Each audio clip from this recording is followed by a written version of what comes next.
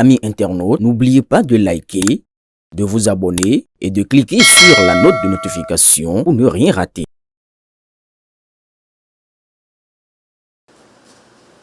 Pas de répit pour le chef de l'État.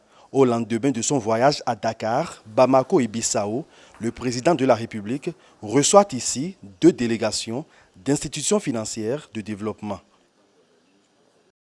La première, celle de la Banque africaine de développement, partenaire de longue date de l'État béninois. La BAD, depuis plus de 5 décennies, soutient des projets structurants majeurs à travers le pays. C'était l'occasion de présenter nos félicitations à son Excellence, mais aussi d'évoquer avec lui les excellentes performances macroéconomiques de la République du Bénin et l'ambitieux programme présidentiel qu'il entend mettre en œuvre.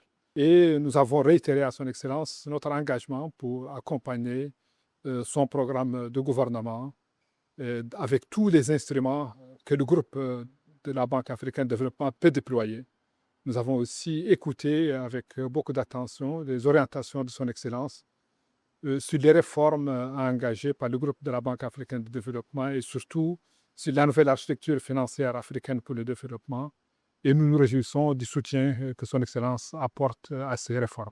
Les portes du palais de la Marina sont ensuite ouvertes au président de la Banque ouest-africaine de développement et à sa suite. Serge Ekoué salue la vitalité de la démocratie béninoise, un modèle sur le continent. Nous l'avons félicité pour sa brillante élection à la tête du pays.